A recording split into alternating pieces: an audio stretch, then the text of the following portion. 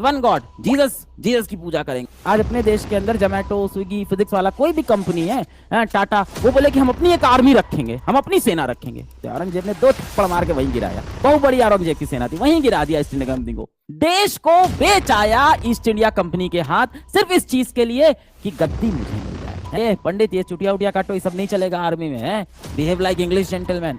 ये तुम मुसलमान आदमी, तुम है दाढ़ी हटाओ, दाढ़ी वाड़ी नहीं होती आर्मी में। नशे में था, कोई विद्रोह नहीं है, ब्रिटेन की सरकार से परेशान नहीं हो, कोई विद्रोह नहीं हुआ है। नशे में एक सैनिक ने 1-2 हत्याएं कर दी है। जय हिंद, आप सभी को स्वतंत्रता दिवस की हार्दिक बधाई। आज हम ये बात करेंगे कि कैसे ईस्ट इंडिया कंपनी भारत देश में प्रवेश की, कैसे एक कंपनी जो यहां पे मसालों का व्यापार करने आई थी, धीमे धीमे पूरे भारत देश पे राज करने लगी, किस तरह से भारतीयों का शोषण किया ईस्ट इंडिया कंपनी ने, और कैसे कुछ क्रांतिकारियों ने इस ईस्ट इंडिया कंपनी की जड़ें तक हिला दी। मेरा नाम है अलक पांडे, चलिए शुरू करते हैं इस वीडियो को। 15वीं और 16वीं शताब्दी में यह प्रचलन चल रहा था कि जो यूरोपीय लोग थे, पुर्तगाली, फ्रेंच, डच, अंग्रेजी लोग थे, ये समुद्र के रास्ते से इंडियन ओशियन, हिंद महासागर के आसपास के जो द्वीप थे, जो देश थे, यहां पे आते थे व्यापार करने। सस्ते दाम पे यहां से कच्चा माल उठाते थे, सस्ते मजदूर यहां मिल जाते थे, ये माल लेके चले जाते थे यूरोप में, और वहां पे महंगे दाम में माल बेच के बढ़िया मुनाफा कमाते थे। अच्छा, ये लेने क्या आते थे? सबसे पहले ये मसाला वगैरह लेने आए थे।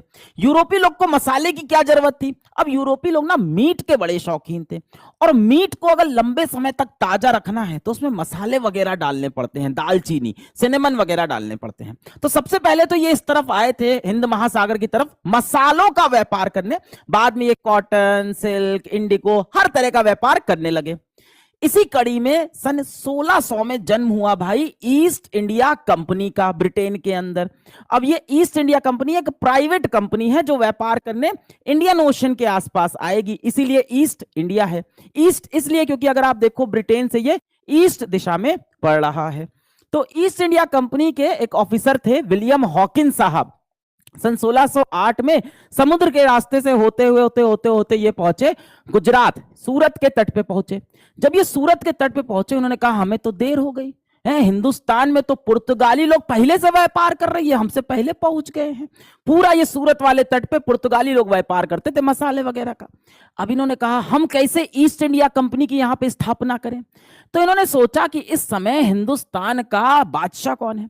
तो उस टाइम हिंदुस्तान के बादशाह थे मुगल बादशाह जहांगीर। तो उन्होंने कहा जहांगीर से मिलना पड़ेगा। जाके जहांगीर साहब से मिले और बोले जहांगीर साहब, हमें आपके साथ व्यापार करना है, आपको खूब सारा पैसा देंगे।